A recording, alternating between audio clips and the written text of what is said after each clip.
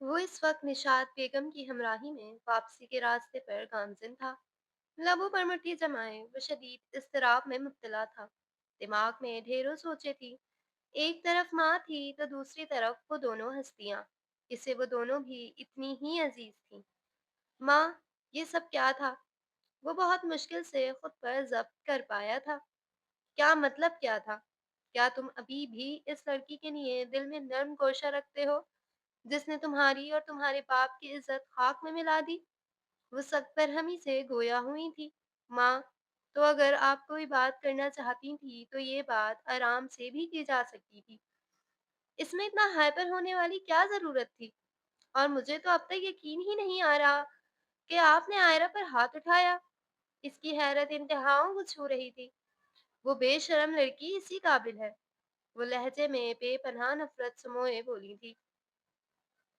अगर आज मामू जान जिंदा होते तो क्या आप जब भी आयरा के लिए दिल में इतनी ही नफरत रखती, या फिर इतने ही बुरे अल्फाज इस्तेमाल करती? क्या वो आपको इस बात की इजाजत देते कि आप इनकी औलाद पर हाथ उठाएं? मरवान के सवाल पर इन्हें एक लम्हे को चुप सी लगी थी। मैं कुछ नहीं जानती। फिलहाल तुम खामोश रहो।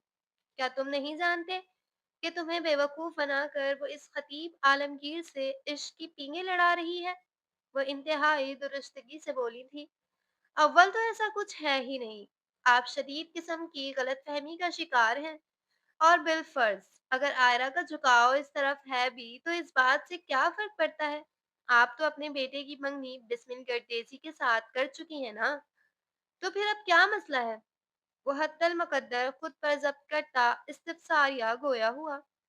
निशात बेगम को एक बार फिर चुप सी लगी थी। आखिर आपने क्या सोच कर आयरा पर हाथ उठाया माँ? मैं सोच भी नहीं सकता कि मेरी माँ किसी पर जुल्म भी कर सकती है। और आपने आयरा पर, जिसे आपने बेटियों की तरह पाला, जिसे आप खुद से ज्यादा जानती हैं, इसके बारे में ऐसी राय रखना, ये सब कैसे? जबकि आप अच्छे से जानती हैं कि मैं इसके लिए किसी का एक गलत लफ्ज भी बर्दाश्त नहीं कर सकता। मोहब्बत करता हूँ मैं आयरा से। अगर आपने फिर भी मेरा ज़ब्त आजमाया, आखिर क्यों ममा? इसका दिमाग फटा जा रहा था। मैं कुछ नहीं जानती मरवान। जब वो हमें अपना कुछ नहीं समझती तो फिर हम क्यों इसके लिए कुर्बानियां देते फिरें? और अच्छा ही है, किसी से शादी करे, अपने घर की हो, तो हमारी जिंदगियों में भी सुकून आ जाएगा। इनके लहजे में नफरत वाज़ेह थी। और तुम भी मेरी एक बात कान खोल कर सुन लो। खबरदार, खबरदार, जो तुमने इन माँ बेटी से किसी किस्म का कोई ताल्लुक वास्ता रखा तो। वो इंगत शहादत उठाती तंबिया लहजे में गोया हुई थी। आप अभी गुस्से में हैं ममा। वो सर झटक गया। गुस्से में नहीं हूँ मरवान। वादा करो, वादा करो मुझसे मरवान, कि अब तुम आयरा से कोई ताल्लुक नहीं रखोगे। वो कुछ ज्यादा ही जज्बाती हो रही थी।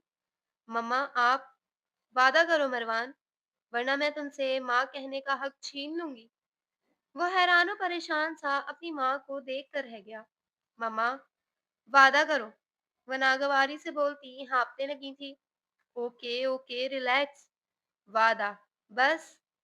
वो माँ को ठंडा करने की खातिर बगैर सोचे समझे बोला था, जबकि बाकी का रास्ता खामोशी से कटा था।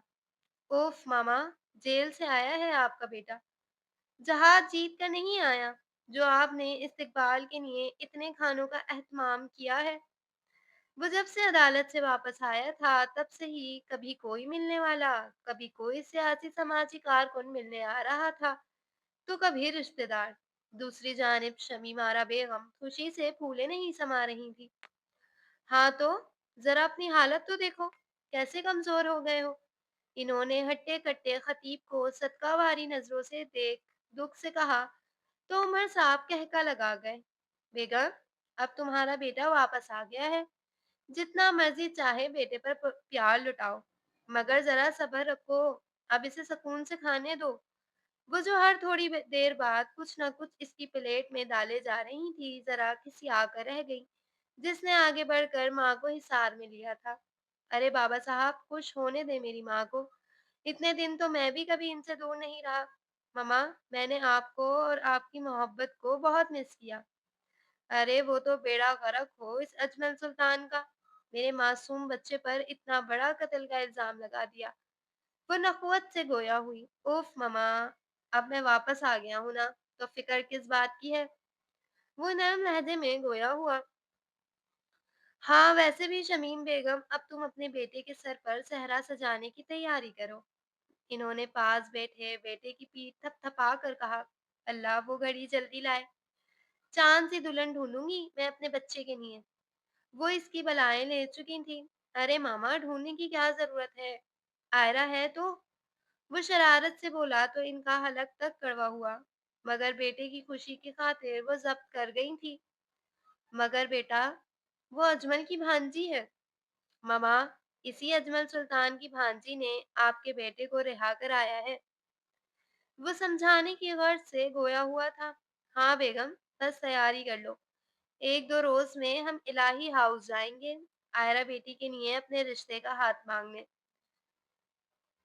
वो शेरीन लहजे में गोया हुए, फिर भला वो कैसे शौहर की नफी कर सकती थी? आप दोनों बाप बेटे अगर सब कुछ पहले ही तय किए बैठे हैं, तो फिर ठीक है, मुझे क्या एतराज हो सकता है? वाकई आयरा बड़ी प्यारी बच्ची है। वो कुड़े दिल से गोया हुई तो खतीब भी मुस्कुरा कर बातों में मसरूफ हो गया था। रात का ना जाने कौन सा पहर चल रहा था। रुहांसू से आयरा माँ के सरहाने बैठी खामोश आंसू बहा रही थी। मरवान और निशात बेगम के जाने के बाद अचानक ही जुमर बेगम की तबीयत बिगड़ गई थी। इसने फौरी तौर पर कॉल करके डॉक्टर को घर बुलवा लिया था। इनका शदीद टेंशन की वजह से ब्लड प्रेशर हाई हो गया था। फौरी ट्रीटमेंट मिलने के बायस अब वो कदरे बेहतर थी। मगर आयरा ने एक लम्हे के लिए भी आंख नहीं झपकी थी। वो इनके सरहाने बैठी पल पल तेज होती इनकी सांसें गिन रही थी। दिल में खौफ सा बैठ गया था। बाप को तो वो बहुत पहले ही खो चुकी थी, मगर माँ को खोने का हौसला नहीं था। कानों में निशात बेगम के तल्ख लफ्ज पास गश्त कर रहे थे। आंखें रोने के बायस गुलाबी हो गई थी। चेहरे पर शदीद किस्म का रंज कायम था। मरवान की बेरुखी वापस जाकर पलट कर ना पूछना इसे तकलीफ पहुंचा रहा था। सारी दुनिया भी मुखालफत पर उतर आए तो इतना दुख महसूस नहीं होता जितना एक चाहने वाले की बेरुखी बरतने से होता है। वो शायद सारी रात यूं ही गुजार देती अगर फजर की अजान की आवाज समातों से ना टकराती, जहां मौजिन साहब के खूबसूरत लफ्ज अल्लाह की बड़ाई बयान कर रहे थे। और बेशक अल्लाह सबसे बड़ा है। इसे यकीन था कि भले ही फिरौन की फिरौनियत तवील अरसा कायम रही, मगर जीत, हक और सच का साथ देने वाले मूसा की हुई थी। अपने आंसू खुश्क करती वो सो वजू करने की गर्ज से वॉशरूम में जाकर बंद हो गई थी। इस वक्त जो हिम्मत और हौसला इसे रब का जिक्र करने से हासिल होना था, वो किसी बंदाए बश का साथ कभी फराहम नहीं कर सकता था। अपने मामूल के मुताबिक सुबह सादिक से तुलू होता सूरज हर सू अपनी नर्म गर्म ठंडी किरणें बिखेरता मंजर में ताजगी सी बख्श रहा था। खिड़कियों के पर्दों से छनकर आती सूरज की तेज किरणों ने इसकी नींद में खलल डाला था। वो बेदार होता गायब दिमागी से कुछ लम्हे तो छत को ही घूरता रहा और फिर रुख मोड़ कर घड़ी देखी, जहां सुबह के 9 बज रहे थे। वो कलसबंदी से उठकर वॉशरूम की जाने पड़ा। कल वापसी पर शदीद सर दर्द के बायस आदत के बरखिलाफ दवा लेता जल्दी नींद की वादियों में खो गया था। बस मगर इसका इस वक्त इरादा आयरा की फर्म जाने का था, ताकि इससे इस मौजू पर दो टोक बात की जा सके। बेड के सरहाने रखे साइड टेबल से अपना मोबाइल उठाया तो इसका मोबाइल पावर ऑफ था। कल परेशानी में वो मोबाइल चार्ज पर लगाना ही भूल गया था। मोबाइल चार्ज पर लगा था वो ड्रेसिंग रूम में बंद हो गया था। कुछ देर बाद वो खुशबुएं बिखेरता रूम से बाहर निकला था। इसने आसमानी रंग जीन्स के साथ सिया रंग टी शर्ट पहन रखी थी, बाल पीछे को सेट किए वो मोबाइल पैंट की पॉकेट में डालता गार्ड्स को इशारा करता सुल्तान महल से निकल आया था। सॉरी सर, मैडम आज छुट्टी पर हैं। वो इसके चैम्बर की जानिब जा रहा था जब इल्हाम अपने केबिन से भागती हुई बाहर आती इत्तला देने लगी तो इसके तेज कदमों को ब्रेक लगी। क्यों, खैरियत? माथे पर बल नमूदार हुए थे क्योंकि वो छुट्टी तो कभी करती ही नहीं थी। मालूम नहीं सर। वो सर हिलाता वापस पलट आया। फर्म के बाहर खड़े होकर अपने बंदों को कॉल मिलाई। जो आयरा इलाही के करीब ही पहरा देते थे। ये तो नहीं मालूम, मगर आपके जाने के बाद डॉक्टर साहिबा ज़रूर आई थी सर। व्हाट? तो आप लोगों ने मुझे खबर क्यों नहीं की? वो तेज़ लहजे में बोला था, अलबत्ता तेज़ी से ड्राइविंग सीट पर बैठता। वो गाड़ी इलाही हाउस के रास्ते पर डाल चुका था। वो सर हमने कॉल तो की थी, मगर आपका फ़ोन बंद जा रहा था। वो समझकर राब्ता मुनक़ता कर गया, मगर अभी आधे रास्ते में ही पहुँचा था जब कल रात किया गया वादा याद आया। वो एक झटके से गाड़ी बीच सड़क में ही रोक चुका था। कुछ सोचकर इलाही हाउस के गार्ड्स को कॉल मिलाई थी। इनके मुताबिक जुमैर बेगम की तबीयत खराब हो गई थी, मगर अब वो बिल्कुल ठीक थी। खैरियत पूछने के लिए आयरा का नंबर डायल किया, मगर वो कॉल रिसीव नहीं कर रही थी। फिलहाल जो जैसा था, इसे इसके हाल पर छोड़ता वहां से निकल आया था। दूसरी जानिब इसे बार-बार गवर्नर सिंध का फ़ोन आ रहा था, जो ना जाने इसे क्यों याद कर रहा था। आयरा, आयरा, मेरा बच्चा, मैं बिल्कुल ठीक हूँ। तुम बिला वजह खुद को हलकान कर रही हो। वो इसे परेशान देखकर हाथ पकड़कर अपने पास बिठा चुकी थी। कहाँ ठीक है? मैं तो कह रही थी आप मेरे साथ हॉस्पिटल चलें। वो इनका पीला जर्द चेहरा देख फिक्रमंदी से गोया हुई थी।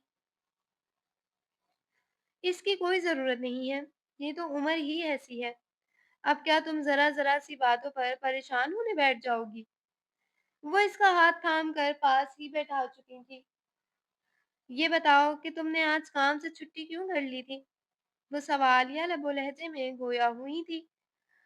आप खुद बताएं। मैं भला आपको कैसे छोड़ सकती हूँ? इसका लहजा धीमा था, निगाहें झुकी हुई थी। मरवान से कोई बात हुई है? वो बेटी की उदासी भाप गई थी। नहीं, और अब मुझे इस खानदान से कोई ताल्लुक वास्ता रखना भी नहीं है। वो सख्त नागवारी से गोया हुई थी। बेटा, ये जोश से नहीं, होश से काम लेने का मकाम है। मैं कहती हूँ छोड़ दो ये सब, पीछे हट जाओ इस खेल से। सिवाय खसारे के कुछ हाथ नहीं आएगा। वो एक बार फिर बेटी को समझाने की गर्ज से गोया हुई थी। ममा, इस खेल की शुरुआत इस दिन हुई थी जिस दिन मेरा बाप हक और इंसाफ की जंग में अपने सगे रिश्तों के हाथों दरिंदगी का निशाना बना था। ये खेल मामू जान ने शुरू किया था, मगर इस खेल का इख्तिताम इंशाअल्लाह मैं ही करूंगी। वो अपने इरादों पर डटी हुई थी। और अगर इस खेल में तुम मरवान को हार गई, इसकी मोहब्बत को खोना पड़ गया, तो क्या करोगी फिर? इन्होंने सपाट अंदाज में बोलते तस्वीर का दूसरा रुख दिखाया था। कुछ भी हो जाए ममा, मैं मामू पर अपने बाप का खून माफ नहीं करूंगी। लहजे में नागवारी दर आई थी। अजमल भाई, बाप है मरवान के। क्या तुम्हें लगता है कि कोई भी बेटा अपने बाप की मुखालफत बर्दाश्त कर लेगा? इन्होंने बेटी को समझाना चाहा। आप और मामी तो सब जानती हैं ना ममा। फिर आप सब ने कभी मरवान को सच्चाई से आगाही क्यों नहीं दी? क्यों इससे सब कुछ छुपाते आए हैं आप लोग?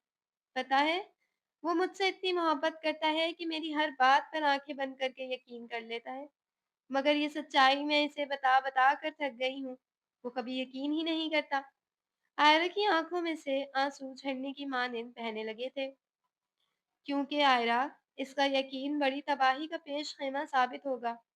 तुमने इसे ऐसे भंवर में ला छोड़ा है जहाँ ना वो तुम्हारा हाथ थाम सकता है और ना ही अपने माँ बाप का साथ छोड़ सकता है, क्योंकि दोनों ही सूरतों में नुकसान इसी का है। वो सिसकती हुई हायरा का चेहरा हाथों के प्याले में भरती समझाने के गर्ज से गोया हुई थी, जो अब रोती हुई इनके सीने से जा लगी थी। मैं क्या करूं ममा, मेरे सीने में बदले की आग है। वो किसी तौर पर बुझने का नाम ही नहीं लेती। वो इनकी गोद में सर रखती हाथों में चेहरा छुपा गई थी। बेटी की दिली कैफियत पर जुमरत की आंखों से भी आंसुओं का सैलाब उमड़ आया था। माफ कर दो इन्हें, माफ करने वाले का बड़ा अजर है अल्लाह के घर। मुझे देखो, एक तरफ शौहर की मोहब्बत, तो दूसरी तरफ भाई और नंद का सुहाग। मामू इतने जालिम और सफाक कैसे हो सकते हैं ममा? सच में मुझे आज भी यकीन नहीं आता कि वो बाबा से और मुझसे इतनी नफरत भी कर सकते हैं। आप तो इनकी सगी बहन हैं ना, तो फिर हमसे इतनी नफ़रत क्यों? वो आज खुद पर ज़ब्त नहीं कर पा रही थी। सब्र करो आयरा, मैंने सिर्फ़ तुम्हारी ख़ातिर अपनी पूरी ज़िंदगी सब्र में गुज़ार दी, क्योंकि मैं तुम्हें नहीं खोना चाहती थी मेरी बच्ची। मुझे यकीन है कि मेरे बाद मरवान तुम्हें सँभाल लेगा, मगर अल्लाह का वास्ता है तुम्हें आयरा, खुदा के नियम, इस खून-खराबे से बाहर निकल आओ। सालों पहले जब अचानक एक रात हबीब साहब इन्हें अकेला छोड़ गए तो इन्होंने दिल पर कितना बड़ा पत्थर रखा था, इसका दुःख सिर्फ़ वो ही जानती थी। वो आज तक ज़िंदगी में रोनुमा होने वाले इस हादसे को नहीं भुला पाई थी। जहांज़ेब के कत्ल का झूठा इल्ज़ाम क्यों लगाया है तुमने भाई साहब पर? वो बेटी की बददिमागी से खूब वाकिफ़ थी। मेरा वादा है आपसे ममा, मैं इस इल्ज़ाम को सच साबित करके दिखाऊँगी। वो जिस नफ़रत की आग में जल रही थी, ऐन मुमकिन था कि अपने साथ-साथ वो सबको जलाकर राख करने वाली थी। मगर वो ये नहीं जानती थी कि इस आग का सबसे पहला निशाना इसका और मरवान का खूबसूरत रिश्ता बनने वाला था, जो यकीनन इस्तेवार होने से कब ही टूटने जा रहा था। वो आज सुबह जल्दी में वक़्त से पहले फर्म पहुँच चुकी थी। इत्तेफ़ाक की बात ये थी कि अब तक गार्ड्स के सिवा स्टाफ भी नहीं पहचानता था। रिसेप्शन खाली था। अपने केबिन के लॉक डोर को चाबी से अनलॉक करती वो सीधा अपनी मखसूस चेयर पर जा बैठी थी। चेहरे पर इज़्तिदाब कायम था। घुंघराले लटे चेहरे पर अठखेलियाँ कर रही थी। दिमाग था कि अनगिनत सोचों के बाइस फटा जा रहा था। हाथों में सिर गिराए बैठी वो इर्द-गिर्द से गाफिल थी जब इस सियाह रंग थ्री पीस सूट में मलबूस कोई अधेड़ उम्र शख्स इसके केबिन में दाखिल हुआ था। इसने आहट पर चौंक कर सर उठाया था। आप कौन हैं? और किसकी इजाज़त से मेरे केबिन में दाखिल हुए हैं? इसकी पेशानी पर सैकड़ों बल नमूदार हुए थे। इसने तेज़ी से एक्सटेंशन उठाया, मगर मुकाबिल की हरकत पर वो थम गई थी। आपको क्या लगता है, हम कौन हो सकते हैं वकील साहिबा? वो चेहरा घुमाकर मज़े से ऐन मुकाबिल बैठा कमर पर लगी गन टेबल पर रख चुका था। आरा फौरी तौर पर अपनी नशित से उठ खड़ी हुई थी। अरे बैठ जाएं, इतनी जज्बाती क्यों हो रही हैं? हम नुकसान थोड़ी पहुंचाएंगे आपको। वो खबासत से मुस्कुराया था। आयरा ने गैर महसूस अंदाज में पेपर वेट उठाने की कोशिश की मगर मुकाबिल इसकी जुर्रत पर कहका लगाया गया। अगर आप ये समझ रही हैं कि मैं आपका कत्ल करने की गर्ज से यहाँ आया हूँ, तो आप गलत हैं मैडम। मैं तो सिर्फ दोस्ती का हाथ बढ़ाने की गर्ज से आया हूँ। वो कमीनगी से मुस्कुराता बेगैरती की इंतहाओं को छू रहा था। क्या चाहते हो? और किसके कहने पर अंदर आए हो? वो चौंकने के अंदाज में खड़ी अब पास पुर्स पर उतर आई थी, जबकि मुकाबिल की खबासत भरी निगाहें इसके वजूद का तवाफ कर रही थी। भला हम मरवियान साहब की नूरे नज़र से कैसी चाह रख सकते हैं? हम तो बस इल्तिजा करने आए हैं कि अगर आप खामोशी से मान जाएं तो। आयरा का चेहरा शदीद सबकी के बायस सुर्ख पड़ गया था। शट अप, बकवास बंद करो अपनी। वो शिद्दत भरे अंदाज में चिंगाड़ी थी। धीरज रखें आयरा साहिबा, हम तो बस इतना कहने आए थे कि ये शादी ब्याह की उम्र में खून खराबे में हाथ क्यों डाल रही हैं। किसी मेरे जैसे अच्छे से शरीफ आदमी से शादी करें और अपना घर बसाएं। आयरा का बस नहीं चल रहा था कि वो इस शख्स का मुंह तोड़ देती। ना जाने सब कहाँ मर गए थे। अजमल मामू के कहने पर आए हो यहाँ। वो नफरत आमेज लहजे में फुनकारी थी। ये साहब कौन है? वो अनजान बनता मुतजिब लहजे में बोलता इंतहा का खबीस लग रहा था। दफा हो जाओ यहाँ से, वरना मैं पुलिस को बुलाऊंगी। झपटने के अंदाज में मोबाइल उठाती वो बज़ाहिर खुद को नॉर्मल जाहिर करती हद से ज्यादा खौफजदा दिखाई दे रही थी। पुलिस, हा हा हा, ओ माय गॉड। आयरा जी, इस मुल्क की पुलिस को कॉल करने से बेहतर है आप अपने पर्सनल बॉडीगार्ड मरवान सुल्तान को कॉल करें। पुलिस से ज्यादा जल्दी तो वो आ जाएंगे। वो इसकी हालत से खत उठा रहा था। सिक्योरिटी, आयरा आवाज बुलंद चिल्लाई थी, मगर जवाब न दर। इस वक्त कोई नहीं आएगा आयरा जी। अगर मैं आपका कत्ल भी कर दूं तब भी कोई नहीं आएगा। इसलिए फजूल से कोशिश करना छोड़ दें। वह विचकारने वाले लहजे में बोला था। तुम जिस मकसद के तहत यहाँ आए हो वो कभी पूरा नहीं हो सकता। जाकर बता दो अजमल सुल्तान को। या तो केस खत्म होगा या फिर आयरा सुल्तान का वजूद, मगर दोनों ही सूरतों में तबाही सुल्तान खानदान का ही मुकद्दर ठहरेगी। वो समझ गई थी कि वो महज डरा धमका रहा था। खुद पर काबू पाती वो निडर लहजे में गोया हुई थी। अरे वाह वकील साहिबा, आपकी दिलेरी की तो दाद देनी पड़ेगी। खैर, आपकी मर्जी है भई। हमारा काम था बुरे वक्त से आगाह करना, जो हम कर चुके। अब समझना ना समझना आपका ज़ाती फ़ैल है। वैसे भी अरसा हुआ इन हाथों ने कोई जुर्म नहीं किया। एक बार आपके खून से होली खेलेंगे। अल्लाह हाफ़िज़। वो गन का निशाना इसके माथे की जानिब करता मुस्कुराता हुआ केबिन से निकल गया था। आयरा ढहने से अंदाज में अपनी चेयर पर वापस बैठ गई थी। तकरीबन 5 मिनट लगे थे अपनी हालत पर काबू पाने में।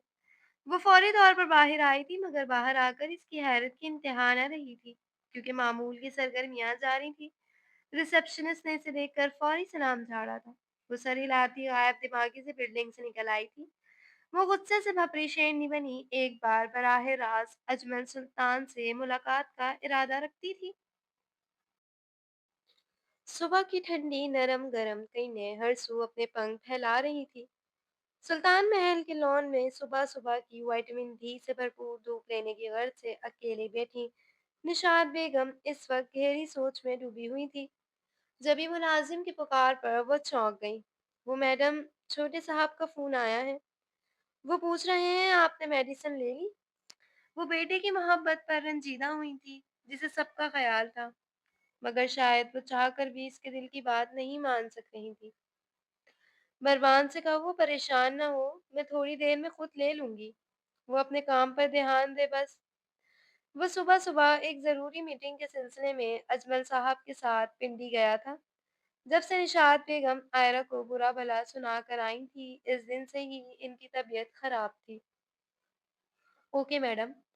वो सर झुकाकर मुअद्दब सा वापस पलट गया था, जबकि वो एक बार फिर सोचों में गुम हो गई थी। कैसी हैं मिसेस अजमल सुल्तान? वो अपने ख्यालों में गुम बैठी थी, जब समातों से टकराती आयरा की संजीदा आवाज ने इनकी महुवियत में खलल डाला था। आयरा बच वो खुशी से कुछ बोलने ही लगी थी कि यकदम परसों रात के मनाजिर निगाहों में घूम गए। आयरा की शोले उगलती निगाहों में साफ अजनबियत दिखाई दे रही थी। कहाँ हैं आपके शौहरे नामदार साहब? पाँव पर पाँव रखकर ऐन मुकाबिल बैठी वो इन्हें खुद से बहुत दूर महसूस हुई थी। क्यों आई हो यहाँ? वो सख्त लहजे में बाज पूछ कर रही थी। अजमल साहब कहाँ हैं? दिखाई नहीं दे रहे हैं। इसने इर्द गिर्द में एक तायराना निगाह घुमाई थी। तमीज से बात करो आयरा, मामू है तुम्हारे। इन्होंने इसकी खुदसरी पर छिड़क दिया था। मामू? मामू ऐसे होते हैं, अपनी ही बेटी जैसी भांजी को गैर आवारा मर्दों से कत्ल की धमकियां दिलवाते हैं। वो लहजे में बेपनाह नागवारी समो कर गोया हुई थी। क्या बकवास कर रही हो? इन्हें हैरत अंगेज झटका लगा था। बकवास नहीं कर रही, सच बोल रही हूँ। और अजमल साहब को मेरी एक बात जरूर बता दीजिएगा कि मुझे मौत तो कबूल है, मगर अपने बाप के कातिल को यूं खुलेआम घूमता देखना मुझे किसी सूरत कबूल नहीं है। इसलिए बेकार के ओछे हथकंडे इस्तेमाल करना छोड़ दें। वो शिद्दत से गुर्राई थी। लगता है बड़ों से बात करने की तमीज भूल गई हो। वो ताज्जुफी अंदाज में बोली थी। सही कहा आपने। मेरे दिल में ऐसे लोगों के लिए कोई इज्जत व एहतराम बाकी नहीं बचा, जो कभी मेरे किरदार पर उंगली उठाते हैं तो कभी मेरी तरबियत पर। वो दुरुस्तगी से गोया हुई तो इन्हें चुप्पी सी लग गई थी। इन्होंने बगौर इसका धूप और गुस्से की तमाजत से सुर्ख पड़ता चेहरा देखा था, जिस पर तकलीफ आया थी। यहाँ क्या करने आई हो? वो बेगानेपन से सवालिया हुई। आपके शौहरे नामदार तो यहाँ मौजूद नहीं, वरना आज इन्हें अच्छे से बावर कराती कि मुझसे दामन बचाना छोड़ दें, क्योंकि आयरा नामी साया तो आज सेब की तरह इनकी कब्र तक पीछा करेगा। निशात बेगम को इसके बुलंद हौसलों से खौफ महसूस हुआ था। अपनी जिद छोड़ क्यों नहीं देती तुम? वो एक बार फिर समझाने पर उतर आई थी। जिद नहीं है, नफरत है। और अब ये नफरत इंतकाम का रूप धार चुकी है। मैंने खुद को जिस दलदल में धकेल दिया है, वहां से वापसी नामुमकिन है। مگر میری ایک بات یاد رکھیے گا کہ آئرہ الہی کو نقصان پہنچانے والی ہر شے کی اذیت صرف اور صرف آپ کا بیٹا محسوس کرے گا۔ فیصلہ آپ کے ہاتھ میں ہے۔ وہ استہزائیہ مسکراتی وہاں سے نکلتی چلی گئی، جبکہ ان کی سپاٹ نگاہوں نے دور تک اس کا پیچھا کیا تھا۔ آئرہ، وہ ماں کی آواز پر چونک گئی تھی، جو اسے اس پہر گھر میں داخل ہوتا اور اپنے کمرے کی جانب جاتا دیکھ حیران ہوئی۔ جی ماما، وہ جو نظر بچا کر نکلنا چاہ رہی تھی، ماں کی پکار پر چاروں نچار سیڑھیاں اترتی واپس آئی تھی، جو شاید اسے پہلے ہی دیکھ چکی تھی۔ بیٹا خیریت، اتنی جلدی واپس آ گئی؟ انہوں نے گھڑی میں وقت دیکھا، جہاں ابھی صرف صبح کے 11 بج رہے تھے۔ بس طبیعت کچھ ٹھیک نہیں تھی، اس نے جھٹ بہانہ گھڑا تھا۔ کیوں؟ کیا ہوا طبیعت کو؟ ان کے لہجے سے فکر آیا تھی۔ کچھ نہیں ہوا مما، بس ہلکا سا سر درد ہے۔ آفس میں کوئی کام بھی نہیں تھا، ویسے بھی میں نے خطیب کا کیس نہ لڑنے کا فیصلہ کر لیا ہے۔ وہ بیزار لہجے میں بولتی ان کے سر پر دھماکہ کر چکی تھی۔ کیا واقعی تم سچ کہہ رہی ہو؟ وہ بیٹی کے اقدام پر نہال ہوئی تھی۔ جی، مجھ میں ہمت نہیں ہے ماموں جان سے مقابلہ کی۔ مجھے اپنی تو کوئی پرواہ نہیں ہے، مگر میں آپ کو کوئی دکھ نہیں دینا چاہتی۔ وہ اپنی ماں کو مطمئن کرنے کی غرض سے گویا ہوئی تھی۔ یہ مردوں کا معاشرہ ہے، تم اور میں اکیلی عورتیں ان کا مقابلہ نہیں کر سکتی ہیں۔ لیکن خاموش بھی تو نہیں بیٹھ سکتے نا ماما، وہ نہ جانے کیا سوچے بیٹھی تھی۔ تم کیا کرنا چاہ رہی ہو آئرہ؟ وہ بیٹی کے ارادوں سے خوفزدہ ہوئی۔ جو بھی کروں گی، آپ کو جلد پتہ چل جائے گا۔ وہ ہیلے سے مسکرا کر انہیں مطمئن کرنے کی غرض سے بولی، جنہیں ایک پل کو چین آیا تھا، مگر اب وہ مزید ہول کر رہ گئی تھی۔ مروان، وہ کل سے اس کا نمبر ٹرائی کر کر کے تھک چکا تھا، جو مسلسل بن جا رہا تھا۔ باپ کی آواز پر چونکا، جو پرسوچ سا سگار کے کش لگا رہے تھے۔ جی بابا، موبائل ایک طرف کو رکھا تھا۔ وہ اس وقت اسلام آباد کے ایک انتہائی لگژری ہوٹل کے شاندار روم میں موجود تھے۔ تمہاری بسمل سے کوئی بات ہوئی ہے کیا؟ اس کی پیشانی پر بل پڑے تھے۔ نہیں، کیوں؟ خیریت ہے؟ یہ تو مجھے تم سے پوچھنا چاہیے، کیونکہ وہ تمہاری منگیتر ہے۔ تم اپنی منگیتر سے بات نہیں کرتے۔ کیوں خیریت؟ اس کی پیشانی پر بل نمودار ہوئے تھے۔ میرے پاس اتنا فالتو وقت نہیں ہوتا، وہ ناگواری سے گویا ہوا تھا۔ اور اس لڑکی سے بات کرنے کے لیے تو تمہارے پاس بہت وقت ہوتا ہے۔ انہوں نے کڑے تیوروں سے بات پرس کی تھی۔ جی بالکل ہوتا ہے، کیونکہ میری بیوی تو آئرہ ہی بنے گی۔ اس بار وہ بے لچک لہجے میں گویا ہوا تھا۔ کیا بکواس کر رہے ہو؟ وہ گرجدار آواز میں سوالیہ گویا ہوئے تھے۔ بکواس نہیں، حقیقت بیان کر رہا ہوں۔ پہلے پہل مجھے لگتا تھا کہ پھوپھا کی موت کا صدمہ ہے اسے، مگر آئرہ سے اپنی سگی بھانجی سے آپ کی نفرت دیکھ کر مجھے اب احساس ہونے لگا ہے کہ واقعی اس کی بات میں کچھ تو سچائی ضرور ہے۔ مروان آج پہلی بار باپ کے مقابلے پر اتر آیا تھا۔ یہی وجہ ہے، بس یہی وجہ ہے کہ میں نہیں چاہتا کہ وہ لڑکی تمہاری بیوی بنے۔ آج تم باپ پر شک کر رہے ہو، کل قتل بھی ٹھہرا دو گے۔ وہ اپنا تیش بامشکل ضبط کر پائے تھے۔ آئرہ سے نفرت کی وجہ کیا ہے آخر؟ اس نے سوالیہ نظروں سے گھورا تھا۔ وہ اس شخص کی بیٹی ہے جس نے کبھی میری بہن کو سکون کا سانس نہیں لینے دیا۔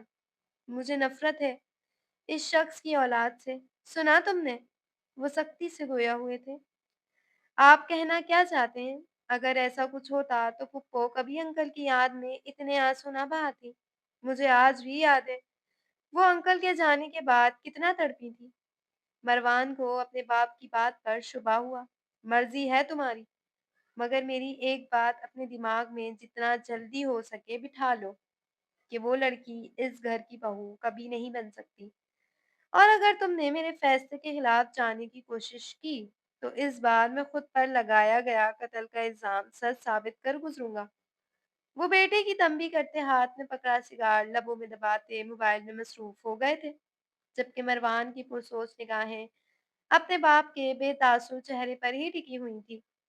آئرہ بی بی، وہ ابھی ڈنر سے فارغ ہو کر روم میں آئی تھی جب کشمالہ بھی کمرے میں چلی آئی تھی۔ جی، وہ ایک کیس اسٹڈی کرنے کے ارادے سے لیپ ٹاپ گود میں لیے بیٹھی مصروف سے انداز میں بولی تھی۔ وہ بی بی، نیچے خطیب صاحب آئے ہیں اپنے والدین کے ساتھ۔ وہ متوازن لہجے میں آگاہی دینے والے انداز میں بولی تھی، جبکہ اس کی پیشانی پر بل پڑ گئے تھے۔ اچھا آپ بٹھائیں انہیں، میں آتی ہوں، اور پلیز ذرا ماما کو بھی بلائیں۔ وہ اتنی رات گئے ان کی آمد پر ذرا حیران ہوئی تھی۔ بہتر، وہ اس کے حکم کی تکمیل کرنے کی غرض سے الٹے قدموں پلٹ گئی تھی، جبکہ اس نے بے بسی سے ایک سرد آہ خارج کی، پھر ایک نظر اپنے کپڑوں پر ڈالی جن پر ڈھیروں شکنیں پڑ چکی تھی۔ اب یہ کوئی نیا تماشا نہ لگا دیں۔ سر جھٹک کر ہاتھوں سے کپڑوں کی شکن دور کرتی، سر پر دوپٹہ لیتی بڑبڑاتی ہوئی نیچے کی جانب بڑھی، جہاں وہ لوگ اس کے منتظر بیٹھے تھے۔ السلام علیکم۔ وہ ڈرائنگ روم میں داخل ہوتی بآواز بلند سلام کرتی صوفے پر ہی ٹک گئی تھی، جبکہ وہ تینوں نفوس اسے سامنے دیکھ کر رسمی سا مسکرائے تھے۔ وعلیکم السلام، کیسی ہیں بیٹا؟ شمیم آرا بیگم نے مسکرا کر پوچھا، جبکہ آئرہ کا سارا دھیان خطیب عالمگیر کی جانب تھا، جو الفت بھری نگاہوں سے اس کو دیکھ کم اور گھور زیادہ رہا تھا۔ الحمدللہ، آپ بتائیں آنٹی، سب خیریت ہے؟ اتنی رات گئے آنے کی کوئی خاص وجہ؟ وہ اس کی بے باب نگاہوں سے الجھن محسوس کرتی سپاٹ لہجے میں استفساریہ گویا ہوئی۔ شمیمہ بیگم کے لبوں سے مسکراہٹ پل میں ہوا ہوئی تھی۔ جی بیٹا، سب خیریت ہے۔ آپ کی والدہ کہاں ہے؟ عمر صاحب نے گلا کھنگال کر اپنے لہجے کی تلخی کو خوبصورتی سے چھپا لیا تھا۔ کیوں آئرہ؟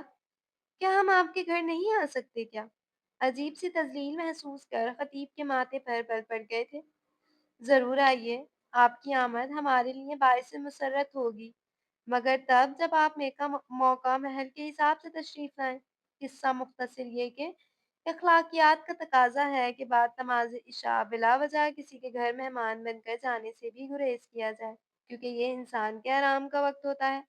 ایسا نہ ہو کہ آپ کا وجود میزبان کے لیے باعث رحمت کی بجائے باعث زحمت بن جائے، اور خاص کر جب آپ کسی ایسے گھر میں مہمان بن کر جا رہے ہوں تو پھر تو احتیاط لازم و مضموم ہے، جہاں صرف خواتین رہتی ہیں۔ گھر میں کوئی مرد نہ ہو تو کم سے کم اوقات کا تو لازمی خیال رکھنا چاہیے۔ سورج ڈھلنے کے بعد اتنی رات کو کسی کے گھر مہمان بن کر بیٹھ جانا پڑھے لکھے باشعور لوگوں کو زیب نہیں دیتا۔ پیشگی معذرت آنٹی، مگر یہ غیر اخلاقی حرکت ہے۔ وہ دیوار گیر گھڑی پہ ایک طنزیہ نگاہ ڈالتی ذرا جتا کر بولی تھی، جہاں گھڑی 11 کا ہندسہ عبور کر رہی تھی۔ عمر صاحب اور خطیب کا چہرہ شرمندگی اور ضبط کے باعث ایسا تھا کہ کاٹو تو بدن میں لہو نہیں۔ بیٹا، معذرت چاہتے ہیں کہ آپ ہماری وجہ سے آپ کو تکلیف کا سامنا کرنا پڑا۔ دراصل ہم آپ کی والدہ سے کچھ ضروری بات کرنا چاہتے تھے۔ شمیم آرا بیگم نے بامشکل ناگوار تاثرات چھپا کر شیریں بیانی سے کام لیا۔ جی بہن، میں آ گئی، کیسی ہیں آپ؟ وہ خیر و خیریت کے بعد آرام کے ساتھ ہی صوفے پر بیٹھ گئی۔ زبرد بہن، آپ بھی یہاں ہیں؟ اور ہم بھی۔ اور خیر سے آئرہ بیٹی کی کوششوں کی وجہ سے خطیب کی ضمانت ہو گئی ہے، تو سوچا کیوں نہ بچوں کے رشتے کی بات کر ہی لی جائے، بھلا نیک کام میں دیری کیسی۔ اس سے قبل یہ ماں بیٹی مزید بے عزتی کرتی وہ تیزی سے گویا ہوئی تھی۔ رشتہ؟ وہ ہمارا کوئی؟ آپ کا اور میرا رشتہ آئرہ، اور اس بارے میں ہماری پہلے بھی بات ہو چکی ہے۔ ماما نے آنٹی سے رشتے کی بات کی تھی، اور ایسا تو ممکن ہی نہیں کہ یہ بات آپ کے علم میں نہ ہو۔ خطیب اس کے رویے کی سردگی کی وجہ سمجھنے سے قاصر تھا۔ انکل، کیا آپ نے خطیب کو میرے فیصلے سے آگاہ نہیں کیا؟ عمر صاحب گڑبڑائے۔ اسے ناسمجھی سے باپ کی جانب دیکھا تھا۔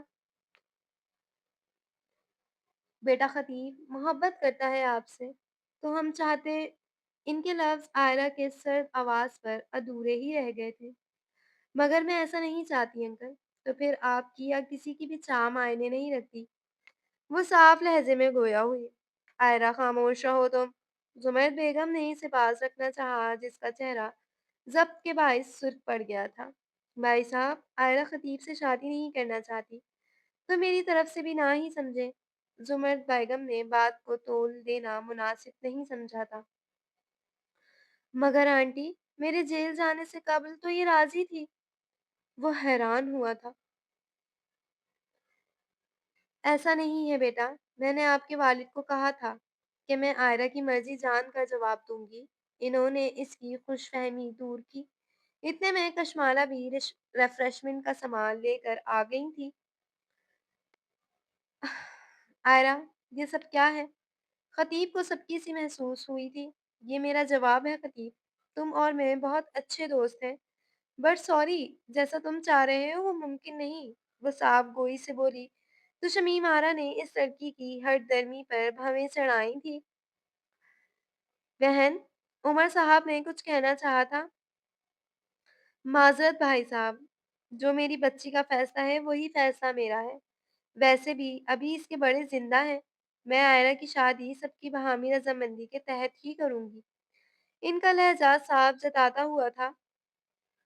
آئرہ، میں چاہوں گا کہ آپ ایک بار پھر اپنے فیصلے پر نظر ثانی کر لیں، بیکاز آئی لو یو۔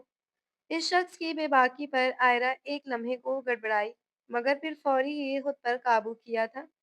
خطیب، آپ یہ بات اچھے سے جانتے ہیں کہ میں درست فیصلہ لینے کی اہل نہیں، بلکہ فیصلہ لے کر پھر اس پر قائم رہنا ضروری سمجھتی ہوں۔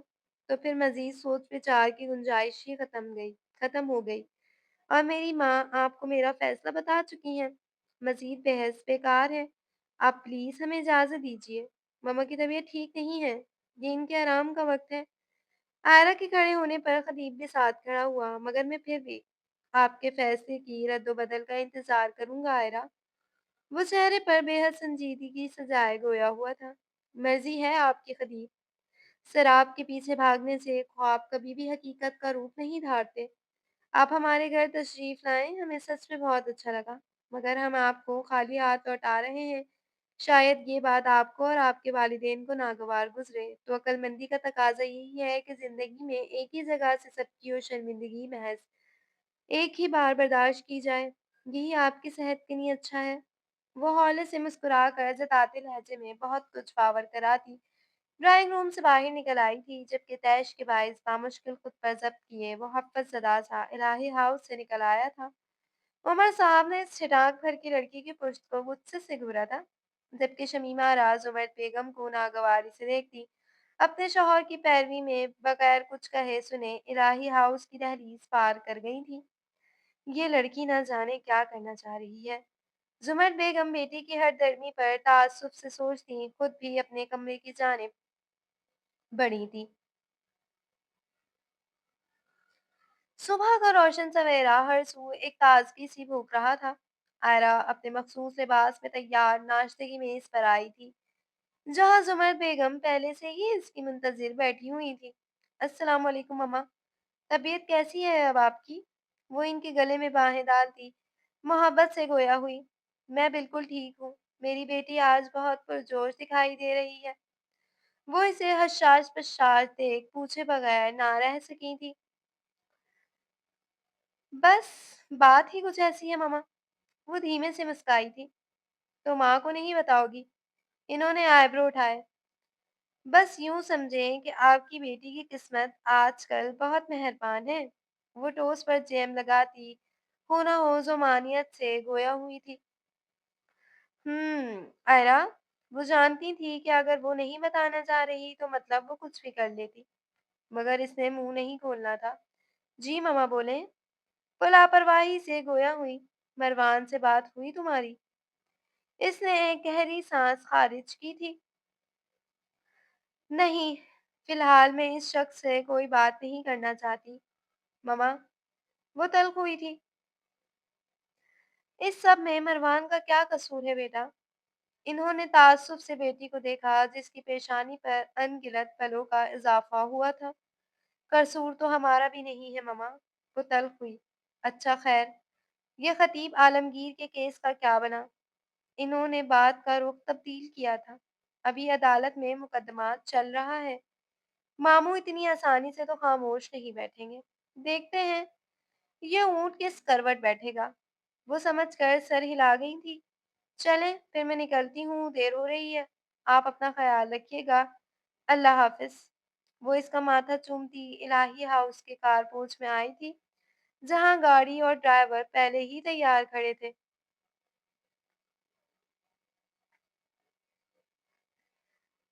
وہ پیسنجر سیٹ پر بالکل خاموش ونڈو اسکرین سے باہر سڑک پر نظریں جمائے بیٹھی تھی۔ جبھی موبائل کی چنگاتی آواز نے اس کی سوچوں میں خلل پیدا کیا تھا۔ اف، اب کیا چاہتا ہے یہ شخص؟ اس نے اسکرین پر چمکتا مروان کا نام دیکھ بیزاری سے سوچا تھا۔ آئرہ، آئرہ میری کال ریسیو کرو۔ موبائل بج بج کر خاموش ہو گیا تھا۔ جبھی پاپ اپ نوٹیفیکیشن میں ایک پیغام جگمگایا تھا، ساتھ ہی موبائل ایک بار پھر گنگنایا تھا۔ کیا مسئلہ ہے تمہارے ساتھ؟ میری کال کیوں نہیں ریسیو کر رہی ہو؟ وہ رابطہ بحال ہونے کا اطمینان ہوتے ہی غصے سے چڑھ دوڑا تھا۔ کیا کام ہے؟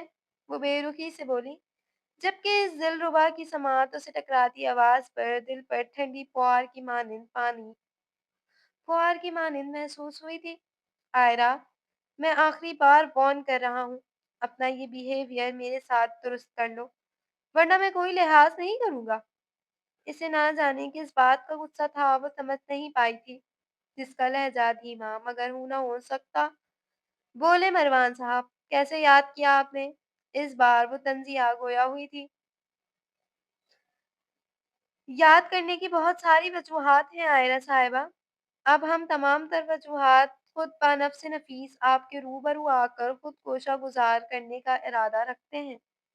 دوسری جانب سے اس کی شوق سی گمبھیر آواز ابھری تھی۔ کوئی کام نہیں ہے تمہیں؟ وہ خفا ہوئی تھی۔ فی الحال ایک ہی کام ہے، اور وہ ہے ناراض بیرسٹر صاحبہ کو راضی کرنا، سو وہی کر رہا ہوں۔ کیوں، تمہیں کوئی اعتراض ہے کیا؟ صرف چند لمحوں میں اس کے لہجے میں شوخی سمٹ آئی تھی۔ فون رکھ رہی ہوں میں، وہ جلبلا کر بولی تھی۔ 2 دن سے فرم کیوں نہیں جا رہی ہو؟ وہ مدعے پر آیا۔ اگلی بار تم سے پوچھ کر چھٹی کروں گی، وہ تنک کر بولی۔ آئرہ، پہلے میری بات کا جواب دو۔ وہ سنجیدہ تھا۔ میری طبیعت ٹھیک نہیں تھی، اس نے بہانہ تراشا۔ کیوں، کیا ہوا طبیعت کو؟ وہ متفکر لہجے میں گویا ہوا۔ سب جاننا ہے تمہیں، طبیعت خراب تھی مطلب طبیعت خراب تھی۔ اب ساری تفصیل بتاؤں کیا؟ وہ بے تکے سوالات پر ضد ہوئی تھی۔ تو اتنا غصہ کیوں کر رہی ہو جانا؟ ویسے ہی تمہارے خیال سے پوچھ رہا تھا۔ اگر کوئی بہت پرسنل ریزن ہے تو نہ بتاؤ، میں فورس تھوڑی کر رہا ہوں۔ وہ اس کی خفگی محسوس کر متبسم سا زمانیت سے گویا ہوا۔ آئرہ نے ضبط سے دانس کی سے، فضول بولنے سے بہتر ہے تم ایک کام کرو، منہ پر ٹیپ لگا لو اور خاموش ہو جاؤ۔ وہ خفت زدہ سی تنک کر بولی تھی۔ دوسری جانب اس کا بلند و بانگ کہکا ساختہ تھا۔ وہ پچھلے 3 روز سے اس کا یہ والا انداز مس کر رہا تھا، اور اب اس کی تڑکتی بھڑکتی آواز پر وہ دلی طور پر راحت محسوس کر رہا تھا۔ چلو ٹھیک ہے، آج واپس آ رہا ہوں، تمہاری خراب طبیعت کا علاج بھی کروا لوں گا۔ آپ ذرا شرمانے کی پریکٹس کے ساتھ ساتھ ذرا خود کو مضبوط بھی کر لیجئے گا بیرسٹر صاحبہ، کیونکہ اس بار میرے حساب سے آزادی حاصل کرنا آپ کی نازک صحت کے لیے ذرا مشکل ہو جائے گا۔ وہ معنی خیز لب و لہجے میں گویا ہوا، جبکہ وہ حفت صدا سی کان کی لو تک سرخ پڑ گئی تھی۔ لگتا ہے والدہ ماجدہ سے کیا گیا وعدہ توڑنے کا ارادہ رکھتے ہیں مروان صاحب۔ وہ اپنی حفت چھپاتی اس بار پھر تپانے کے غرض سے بولی تھی۔ تمہاری زبان تو خاموش رہ ہی نہیں سکتی۔ وہ سرداغ خارج کرتا تعسفی لہجے میں بولا۔ لوگ لاوارث سمجھ کر کچھ بھی کر گزرے، اور میں بولوں بھی نہ، واہ۔ وہ استہزائیہ مسکراتی مزید کچھ بھی کہے سنے بغیر رابطہ منقطع کر گئی۔ وہ اس کی شکوہ کرتی نگاہوں سے بچنے کے لیے اس کے سامنے نہیں جا پایا تھا، مگر وہ پھر بھی اسے شرمندہ کرنا نہیں بھولی تھی۔ لاوارث، اس کے لفظوں کی کاٹ محسوس کر سوری کا ٹیکسٹ ٹائپ کر کے سینڈ کرتا وہ سختی سے لب کھینچتا ہوٹل کے کمرے سے باہر نکل آیا تھا۔ اس رات کے بعد سے وہ سینکڑوں بار معذرتی پیغام بھیج چکا تھا، مگر وہ ہو نہ ہو ناراضگی کا مظاہرہ کر رہی تھی۔ کیا ہوا بابا؟ گاڑی کیوں روک دی؟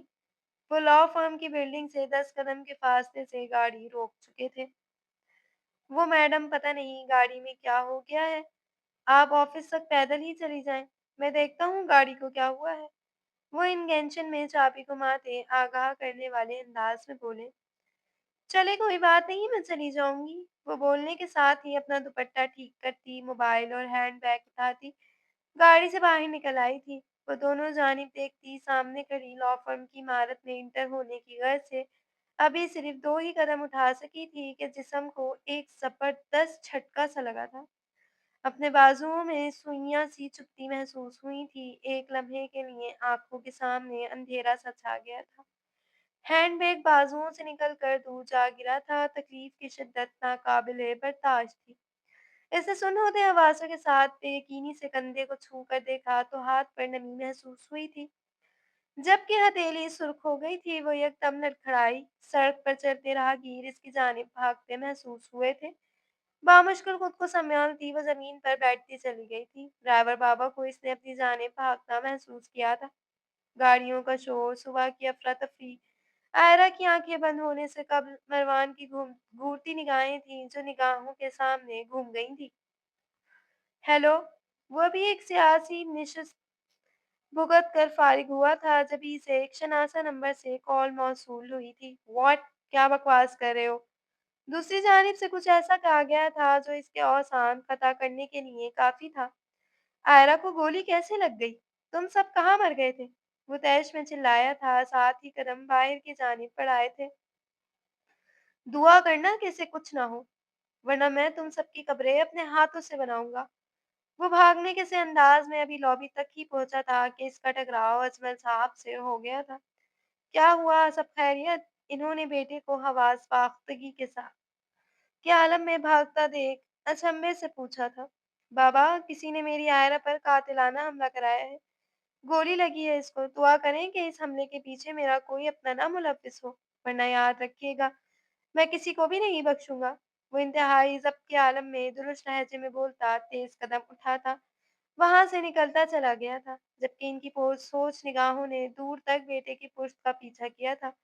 وہ جانتے تھے کہ ان کا لاڈلا آئرہ الہی کے لیے کس حد تک جنونی تھا، اور اس کی یہی جنون خیزی تھی جو دن بدن ان کے لیے خطرے کا باعث بنتی جا رہی تھی۔ یہ لڑکا ایسے نہیں مانے گا، کچھ تو کرنا پڑے گا۔ وہ ناگواری سے سوچتے خود بھی کراچی واپس جانے کے ارادے سے اپنے مطلوبہ روم کی جانب بڑھے تھے۔ ہیلو مس الہام، آئرہ کیسی ہے؟ اس نے پیسنجر سیٹ سنبھال کر ڈرائیور کو گاڑی چلانے کا اشارہ کرتے ایک نمبر ملایا۔ Okay, thank God. Miss Ilham, آپ میک شور کیجیے کہ اس حادثے کی خبر پھوپھی جان کو نہیں پہنچنی چاہیے۔ میں کچھ گھنٹوں میں کراچی پہنچ جاؤں گا، آپ پلیز آئرہ کا خیال رکھیں، اور فی الحال کسی کو بھی آئرہ سے ملنے کی اجازت نہ دیجیے گا، اور پریس والوں کے کسی سوال کا جواب دینے کی قطعاً کوئی ضرورت نہیں ہے۔ وہ تیزی سے ہدایات کر رہا تھا جو ابھی خاموشی سے سن رہی تھی۔ آئرہ خطرے سے باہر تھی اور ابھی سو رہی تھی۔ نیلے رنگ کے گاؤن میں ملبوس آئرہ اسپتال کے بیڈ پر نڈھال سی لیٹی کچھ دیر پہلے ہی ہوش میں آئی تھی۔ پولیس اس کا بیان لے کر جا چکی تھی جبکہ وہ اب چت لیٹی سپاٹ نظروں سے چھت کو گھورتی اس منظر میں کھوئی ہوئی تھی جب اسے گولی لگی تھی۔ گولی اس کا بازو چھو کر گزری تھی۔ وہ زمین پر گر گئی تھی۔ اسے یاد تھا کہ وہ نیم بے ہوشی کی حالت میں آفس کی ہی گاڑی میں اسپتال لائی گئی تھی۔ الہام اس کے ساتھ ساتھ تھی، اس کی بینڈیج کر دی گئی تھی۔ مروان کو یقیناً اب تک خبر مل چکی تھی۔ کلک کی آواز کے ساتھ وہ چونکی جہاں کوئی وارڈ میں داخل ہوا تھا۔ الہام کا چہرہ دیکھ وہ لمحے بھر کے لیے ٹھہر گئی تھی۔ میڈم، اب آپ کی طبیعت کیسی ہے؟ الہام اسے بیدار دیکھ کر قریب آئی تھی۔ ٹھیک ہوں۔ اس حادثے کی خبر ماما کو تو نہیں کی نا؟ اسے ماں کی غیر موجودگی محسوس ہوئی تھی۔ مروان صاحب کا پیغام آیا تھا کہ وہ کچھ ہی دیر میں کراچی پہنچ جائیں گے۔ और आपकी वालिदा को इस बारे में खबर ना की जाए। आयरा ने सुकून की सांस खारिज की थी। मेरी छुट्टी कब होगी यहाँ से? इसे अब उकताहट सी हो रही थी। बस कुछ देर में छुट्टी हो जाएगी। वो सर हिला गई थी। मैडम ये कैसे, मतलब आपको ये गोली कैसे लग गई? वो अब तक परेशान थी क्योंकि आयरा और पुलिस के मुताबिक गोली चलाने वाले नामालूम अफराद थे। वो एक गहरी सांस ली थी, बोलना शुरू हुई थी।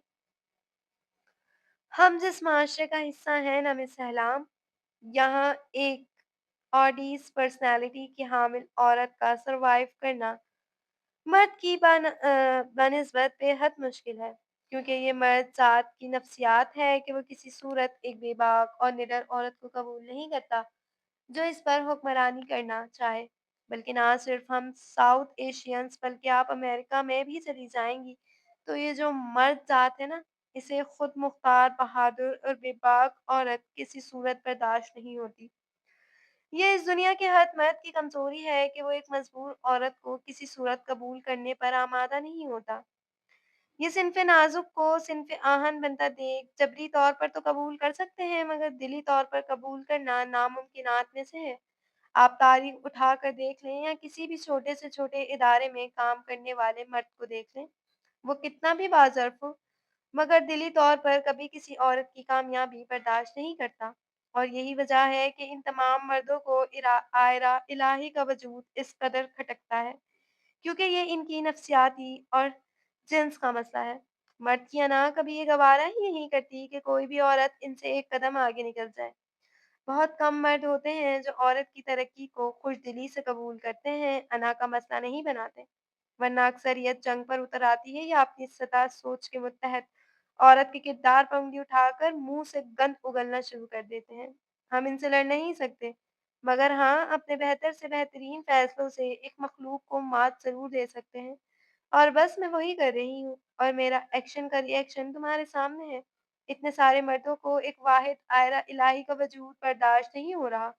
सारे मुकाबलेबाजी पर उतर आए हैं, ये चाहते हैं कि औरत भले मजबूत हो मगर मर्द से हमेशा एक कदम पीछे ही चले, फिर चाहे वो बिलियनियर्स डॉलर की मालिक हो या फिर हाउसवाइफ। वो तल्ख लहजे में हकीकत पसंदी से बोली थी, जबकि वो समझ कर इसे आराम करने की ताकीद करती बाहर निकल आई थी। जारी है। तो आप लोगों को क्या लगता है, ये गोली किसने लगवाई होगी आयरा को? क्या अजमल सुल्तान ने या फिर ये खतीब की कोई हरकत है? मिलते हैं नेक्स्ट एपिसोड के साथ। अल्लाह हाफ़िज़।